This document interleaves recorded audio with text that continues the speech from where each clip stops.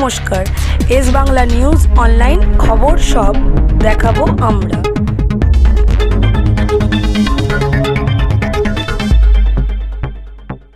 আমি মাননীয় মুখ্যমন্ত্রীকে কিছু বলার জন্য অনুরোধ করছি।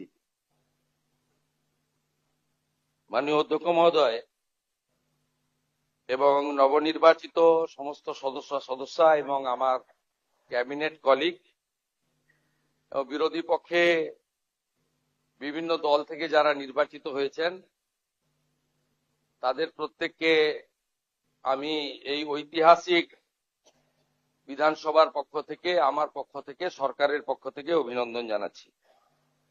আমি প্রথমেই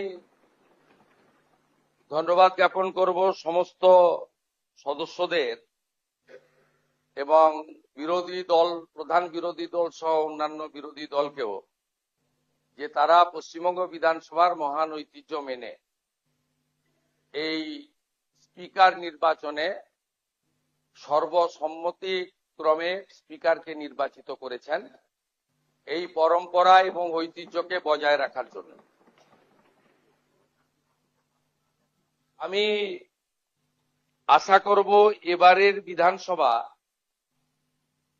পশ্চিমবঙ্গের মানুষের আশা, ভরসা, প্রত্যাশা পূরণের ক্ষেত্রে অত্যন্ত গুরুত্বপূর্ণ একটা ভূমিকা গ্রহণ করবে। আমি এই বিধানসভায় চতুর্থবারের জন্য নির্বাচিত এবং আমার 2006, 2016, 2021-এর অভিজ্ঞতা আজকে আমি অম্লমধুর অভিজ্ঞতা, সেটা আমি তুলে ধরতে চাই না।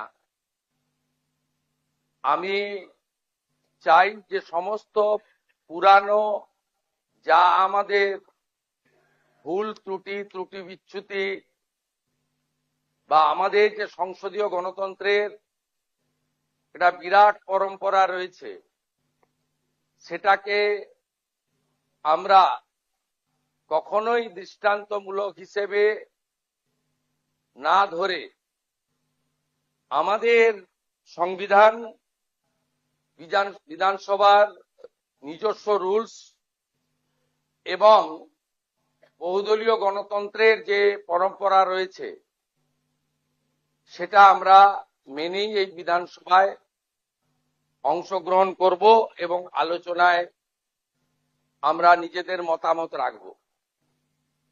আমি আশা করব যে এই বিধানসভা চলার ক্ষেত্রে মাননীয় বিধায়কদের উপস্থিতি, প্রশ্নোত্তর পর্ব থেকে শুরু করে সমস্ত গুরুত্বপূর্ণ বিষয়ে আলোচনায় অংশগ্রহণ করা, নিশ্চয়ই বিরোধীদের প্রতিবাদ থাকবে, বিরোধীদের আবেদন থাকবে, কিন্তু প্রথম দিন থেকেই বিধানসভার কার্যপ্রণালী, বিধানসভায় বিএ কমিটিতে যা নির্দিষ্ট হবে সেই বিষয়গুলিকে বানচাল করার প্রয়াস থেকে তারা বিরত থাকবেন। আমরা চাই একটি নতুন যুগের সূচনা। ভারতবর্ষ বহু প্রদেশের সমন্বয়ে গঠিত পৃথিবীর সর্ববৃহৎ গণতান্ত্রিক দেশ। অন্যান্য রাজ্যের বিধানসভার পারফরমেন্স, তার এলাকার বিধায়কের পারফরমেন্স সরাসরি মানুষ দেখতে পায়। আমাদের এই বিধানসভায় বিধায়কদের পারফরমেন্স, তারা আসছেন কি আসছেন না, তাদের যে উদ্দেশ্য নিয়ে এলাকার জনগণ নির্বাচিত করেন, তাদের দায়বদ্ধতা কতটা তারা পূরণ করছেন কি করছেন না, এগুলো সম্পর্কে ভোটার, গণদেবতা, জনতা জনার্দন তারা সম্পূর্ণ অন্ধকারে থাকে।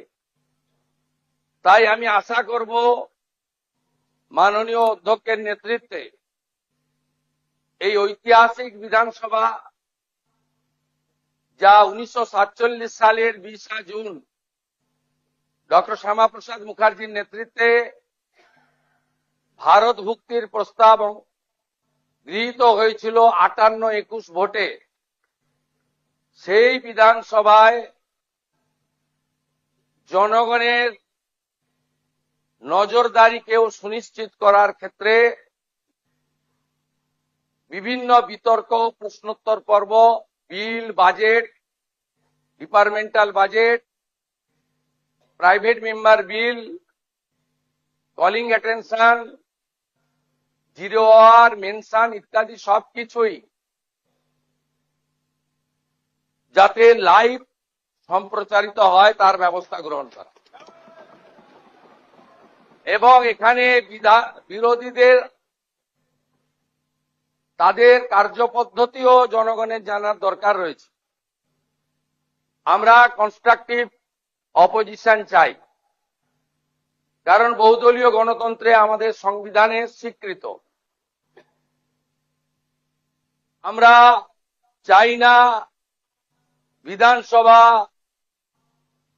তার বিরোধী দলনেতা তাকে 11 মাস হাউসের বাইরে রেখে হাউস চলুক।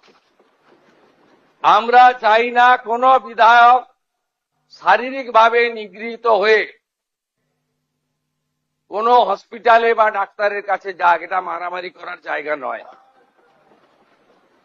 আমরা চাই দায়বদ্ধতা, ভাষা প্রয়োগের শালীনতা। আমরা চাই সংবিধানকে মাথায় রেখে সংবিধানের যে 3টি বিষয় রয়েছে, for the people, by the people, of the people, সেটাকে মেনে আমরা এই বিধানসভাকে এগিয়ে নিয়ে যেতে চাই। আজকে দীর্ঘ বক্তৃতা করা উচিত নয়। পরম্পরা মেনে প্রোটেম স্পিকার যিনি গত 3 দিন নিষ্ঠার সঙ্গে চালালেন, মাননীয় Tapas Roy, senior member of this house, senior leader of the state, তার যোগ্যতা দিয়ে যেভাবে পরিচালনা করেছেন তিনিও নিশ্চয়ই ধন্যবাদ জ্ঞাপন করবেন। এখানে প্রধান বিরোধী দল থাকলেও অন্যান্য বিরোধী দল থেকেও কয়েকজন জিতে এসেছেন। এই বিধানসভায় সকলের প্রতিনিধিত্ব সুনিশ্চিত করার ক্ষেত্রে তারাও হয়তো শুভেচ্ছা দেবেন। আমি আশা করব আমাদের স্পিকার মহোদয় ঘোষণা করবেন আমরা পরে কবে বসবো, সেটা আমার ঘোষণা করা উচিত নয়, কারণ মাননীয় স্পিকারের চেয়ারের মর্যাদা, তিনি নিশ্চয়ই সরকারের সঙ্গে পরামর্শ করে চলবেন। তার চেয়ারের মর্যাদা, তার সম্মানের মর্যাদা আমরা অক্ষরে অক্ষরে পালন করব, কারণ তিনি এই হাউসের কাস্টোডিয়ান। তাই আমি আশা করব পরবর্তী বিধানসভার যখন পূর্ণাঙ্গ বাজেট অধিবেশন হবে মহামহিম রাজ্যপালের বক্তৃতার মধ্য দিয়ে, তার আগে সর্বদলীয় মিটিং, বিএ কমিটি, বিভিন্ন হাউস কমিটি এবং standing committee formation, public accounts committee তৈরি করা, ফিনান্স কমিটিগুলির নির্বাচন, সব ক্ষেত্রেই এই বিধানসভায় ডাক্তার বিধানচন্দ্র রায় থেকে শুরু করে বিগত দিনে যারা দিকপাল স্বাধীনতা সংগ্রামীরা, অজয় মুখোপাধ্যায় থেকে শুরু করে, তারা যেভাবে এই বিধানসভাকে চালিয়েছেন, যে পরম্পরা ছিল, এই পরম্পরা আমাদের চলবে। এই বিধানসভায় সংস্কারেরও দরকার রয়েছে। ইলেকট্রনিক্স ভোটিং মেশিন এখনো শুনলে আপনাদের খুবই পরিতাপের বিষয়, আমাদের কাগজে লিখে দিতে হয়। শুধু তাই নয়, মাননীয় অধ্যক্ষের নেতৃত্বে রাজ্য সরকারের সর্বোচ্চ আধিকারিকরাও আজকে এসেছেন এই ঐতিহাসিক ক্ষণের সাক্ষী থাকার জন্য।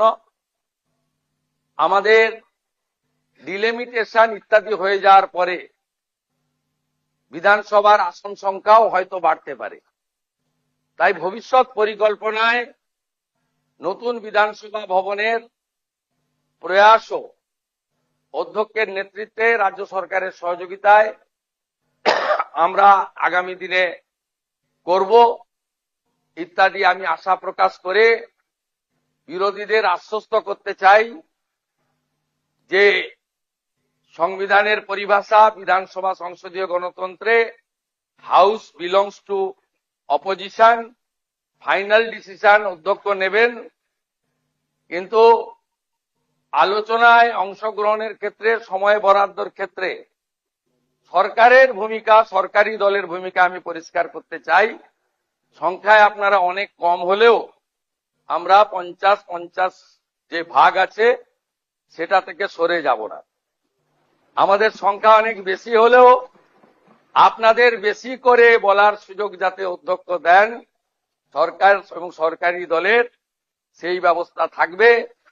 আমি মুখ্যমন্ত্রী হিসেবে মাননীয় বিধায়কদের কোন দল থেকে জিতেছেন বড় কথা নয়, মন্ত্রীদের সঙ্গে মিট করবেন, যদি না আপনাদের দলের আপত্তি না থাকে।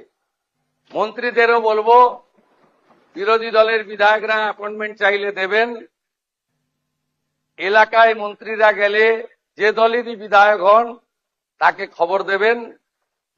এবং মাননীয় বিধায়ক, আমরা আগে চিঠি দিলে উত্তর দিতেন না অনেক মন্ত্রী, মুখ্যমন্ত্রীর তো প্রশ্নই ছিল না।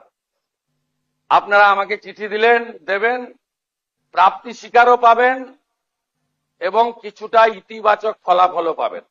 আশ্বস্ত থাকুন, ভারতীয় জনতা পার্টি 21টা রাজ্যে মাননীয় নরেন্দ্র মোদীজির মার্গদর্শনে যেভাবে সরকার চালাচ্ছে এই সরকারও তার অন্যথা করবে না।